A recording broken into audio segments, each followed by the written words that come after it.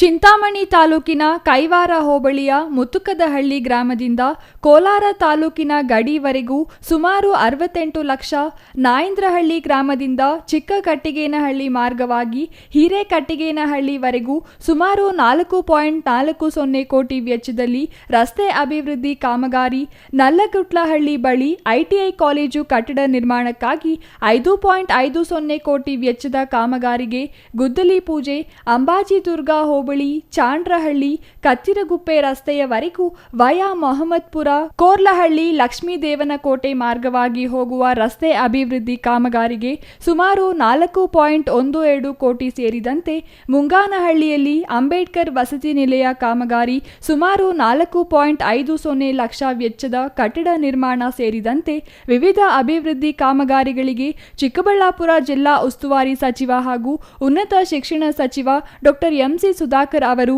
ಇಂದು ಗುದ್ದಲಿ ಪೂಜೆ ನೆರವೇರಿಸಿದರು. ಕೋಲಾರ ಲೋಕಸಭಾ ಕ್ಷೇತ್ರದ ಮಾಜಿ ಸಂಸದರಿಗೆ ಟಿಕೆಟ್ ನೀಡುವ ವಿಚಾರವಾಗಿ ಸಾಕಷ್ಟು ಶ್ರಮ ವಹಿಸಿದ್ದೆ.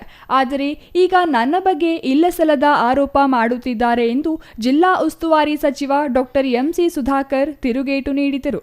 ತಾಲೂಕಿನಾದ್ಯಂತ ವಿವಿಧ ಅಭಿವೃದ್ಧಿ ಕಾಮಗಾರಿಗಳಿಗೆ ಚಾಲನೆ ನೀಡಿದ ಸಚಿವ ಸುಧಾಕರ್ ನಂತರ ಮಾತನಾಡಿದರು. ಕೇಂದ್ರ ಸರ್ಕಾರದಲ್ಲಿ 10 ವರ್ಷಗಳಿಗಿಂತ ಬಿಜೆಪಿ ಆಡಳಿತದಲ್ಲಿದೆ.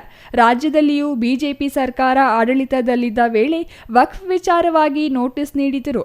ಆದರೆ ಈಗ ಸಿದ್ದರಾಮಯ್ಯ ಹಾಗೂ ಸಚಿವರ ವಿರುದ್ಧ ಇಲ್ಲಸಲ್ಲದ ಆರೋಪ ಮಾಡಲು ಬಿಜೆಪಿ ಸರ್ಕಾರ ಮುಂದಾಗುತ್ತಿದೆ ಎಂದು ವಾಗ್ದಾಳಿ ನಡೆಸಿದರು. ಉಪಚುನಾವಣೆಯಲ್ಲಿ ಜನರು ಬಿಜೆಪಿ ಹಾಗೂ ಜೆಡಿಎಸ್ಗೆ ಉತ್ತಮ ಪಾಠ ಕಲಿಸಿದ್ದಾರೆ ಎಂದರು.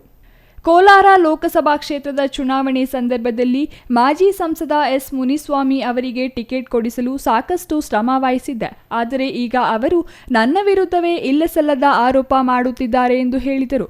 ಈ ಸಂದರ್ಭದಲ್ಲಿ ಬ್ಲಾಕ್ ಕಾಂಗ್ರೆಸ್ ಅಧ್ಯಕ್ಷ ಡಾಬಾ ನಾಗರಾಜ್, ಚಿನ್ನಪ್ಪ, ಗ್ರಾಮ ಪಂಚಾಯಿತಿ ಸದಸ್ಯ ಎ ಅಂಬರೀಶ್, ಮಂಜುನಾಥ್, ಮುಸ್ತಾ, ಅಸ್ಲಾಂ ಪಾಷಾ, ಪವಿತ್ರ ಚಂದ್ರಶೇಖರ್, ಮುನಿನಾರಾಯಣಪ್ಪ ಮತ್ತಿತರರು ಹಾಜರಿದ್ದರು.